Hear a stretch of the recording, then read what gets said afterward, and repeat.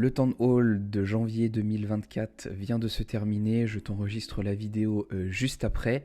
J'ai pris quelques notes pendant le Town Hall, mais comme tu le verras sur le tweet récapitulatif et comme à l'habitude, toutes les informations, du moins plus de 90% des informations sont disponibles sur le thread rédigé juste après par Stephen.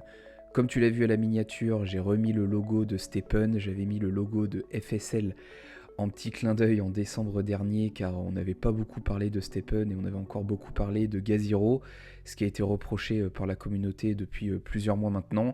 Ils nous ont entendus et finalement aujourd'hui on n'a parlé que de Stephen, Gaziro ayant été lancé. Donc on va se concentrer sur Stephen pour le plus grand bien de tous. Dans la première partie, ils sont revenus sur le récapitulatif de 2023, donc notamment sur le fait qu'on avait pu avoir accès à nos statistiques in-app avec le Stephen Recap 2023. Il y avait également eu du coup un événement où on pouvait participer pour espérer avoir des chaussures exclusives, ça n'a malheureusement pas été mon cas. Ils sont également revenus sur ce qui a dicté un petit peu l'année 2023, donc notamment les intégrations d'Apple Pay, d'Apple Music, de l'écran verrouillé. Pour info, moi ça a marché 48 heures et ça ne marche plus. Ce qui a été dit, c'est que en 2023, et notamment grâce à ces mises à jour de l'application, de la rendre plus simple dans le but d'onboarder toujours plus de nouveaux joueurs, ce qui sera aussi le focus sur 2024, mais on le verra juste après, que l'ensemble des partenariats et des événements qui ont pu être réalisés au cours de l'année ont pour but également d'onboarder plus de gens en développant l'aura de Stephen à travers des collaborations, donc notamment avec Steve Aoki, avec On The Dodge, également avec des événements physiques à Singapour, en France avec la NFT Factory, le Gaziro Event Badge qui a été aussi un franc succès, Stephen Member également, etc., etc. Donc ils vont continuer les collaborations, certaines sont déjà en préparation pour 2024, mais on n'a pas eu de nom pendant ce Town Hall. Ils ont également souligné le franc succès du premier drop de merch qui avait eu lieu à la rentrée, il me semble. Donc c'était 3 t-shirts à acheter, ça a été sold out en moins d'une heure. Donc ils ne pensaient pas forcément que ça allait autant marcher, donc ils étaient super contents que les ventes aient pu aller super vite, donc en moins d'une heure comme je viens de le dire. Donc là on va attaquer la partie peut-être un peu moins drôle sur les objectifs de Stephen 2024. Donc il y a pas mal d'objectifs sur 2024 avec 2 mises à jour majeures. Donc une mise à jour qui va prendre entre 3 et 5 mois de développement à partir de ce début d'année. Donc ça sortira visiblement à la fin du premier semestre. Donc la phase numéro 7 et la phase numéro 8 qui sortira en fin d'année. Donc pourquoi je dis inquiétante? Alors juste avant ça, il y a quand même des choses intéressantes.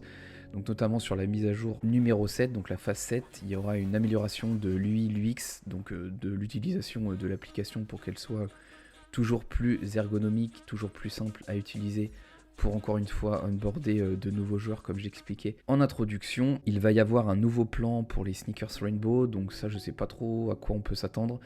Est-ce que ce sera les Rainbow actuels qui vont être modifiés? Est-ce qu'ils vont sortir les Rainbow Plus ou les Rainbow Infinite et changer le mode de gain?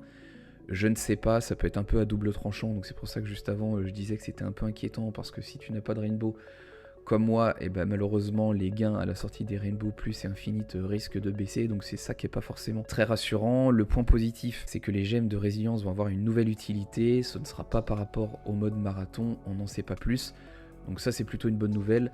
La moins bonne, c'est que strictement rien n'a été dit sur les gemmes d'efficience et de luck sur les mises à jour à venir, et étant donné que les mises à jour à venir c'est dans 6 mois et dans 1 an, c'est plutôt inquiétant quand on voit le prix des gemmes, notamment d'efficience et de luck, sombrer depuis plusieurs semaines. Dans la continuité de ce qu'on a pu voir dernièrement entre More et Stephen, ils vont essayer du coup de créer un compte FSL pour que tout soit lié ensemble. Donc More, la marketplace qui a été beaucoup mis en avant ces derniers temps grâce à Gaziro, Stephen, évidemment Gaziro et peut-être demain Dehors, mais qui est un projet qu'on évoque beaucoup moins. Pour la mise à jour de fin d'année qui est la phase 8, donc ça impactera pas seulement Stephen mais tout l'écosystème, donc on voit bien encore que FSL veut se développer en tant que FSL et pas projet par projet. Donc beaucoup d'énergie mis dans ce développement, donc encore une fois entre 3 et 5 mois de développement.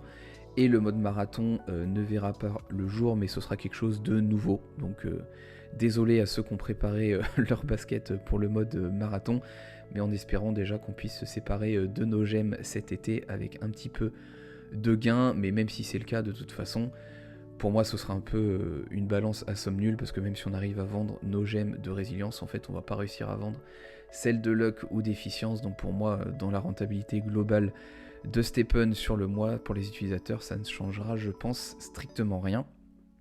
Et l'objectif principal, encore une fois je le répète, mais ça a été martelé pendant tout le Town Hall, le but c'est de faire entrer des nouveaux joueurs. Donc je vais passer rapidement sur la dernière partie. Donc CEO, donc Shitty a été présenté comme le nouveau CEO de FSL.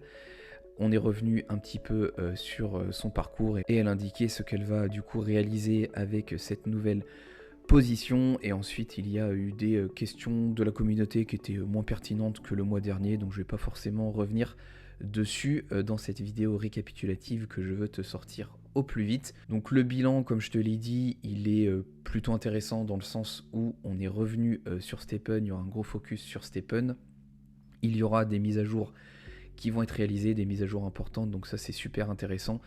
Néanmoins, moi je suis assez inquiet parce que le mode marathon ne va pas être release, on aura une autre utilité, mais on n'en sait pas beaucoup plus en milieu d'année, donc pendant 6 mois il va encore rien se passer, mais ça je te l'annonçais déjà dans le précédent Town Hall. Rien ne va être fait sur les gemmes de luck et d'efficience, donc finalement la rentabilité des Mystery Box va continuer de sombrer. Et moi ce que je me demande aujourd'hui, c'est est-ce que je ne vais pas vendre ma gemme luck de niveau 5, parce que de toute façon dans 2, 3, 4, 6 mois, il est certain que la gemme de niveau 6 atteindra les prix de la gemme de niveau 5, étant donné qu'aucune mise à jour n'est prévue, donc c'est juste une question de temps. Et la rentabilité des Mystery Box va continuer de baisser. Donc je pense que je vais finir le mois de janvier avec mes Mystery Box de niveau 7 et de niveau 8, mais je vais sérieusement me poser la question à partir du mois de février. Donc n'hésite pas à me dire en commentaire ce que tu as pensé de ce Town Hall, comment te sens-tu par rapport à l'année 2024 avec Stephen, et on se retrouve en février pour un nouveau Town Hall. A la prochaine, fais bien tes sorties Stephen, ciao.